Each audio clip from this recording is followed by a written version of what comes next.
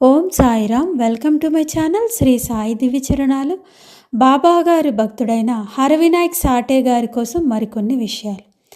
దక్షిణ భిక్ష సంస్థ తరపున ప్రచురించిన సాయి ప్రభా పత్రికలోని సాటే అలనాటి సాయి సన్నిధి పరిస్థితుల గురించి, బాబా గురించిన ఆనాటి భక్తుల భావాల గురించి ఇలా రాశారు.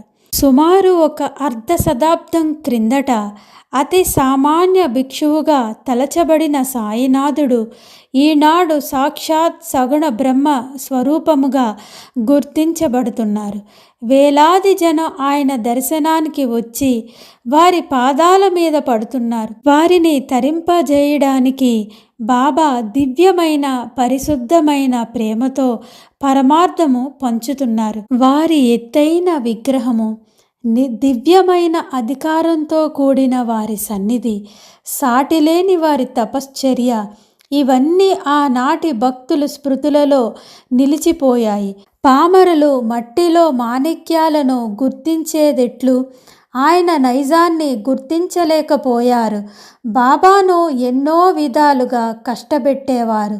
అయినప్పటికీ బాబా ఈ కుగ్రామంలోనే ఉండి నేడు వెలుగులోకి వికసించారు. ఎంతో పుణ్యం చేసుకుంటే గాని భగవంతుడు గురువుగా దొరుకుతాడు. వారి పట్ల మీ భావం ఎలా ఉంటే మీరు వారి నుండి అలాంటి ఫలితమే పొందుతారు.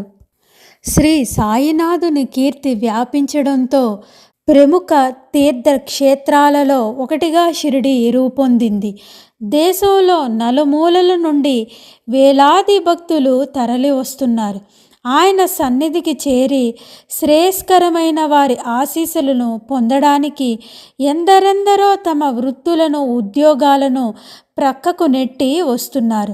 శ్రీ సాయినాథుడు ఆదేశాల మేరకు తమ తనువు, ధనం, కాలం, మనస్సులను సమర్పణ చేసి వీలైనన్ని రోజులు ప్రశాంతంగా బాబాగారి దివ్యచరణ సన్నిధిలో గడుపుతూ ఉన్నారు.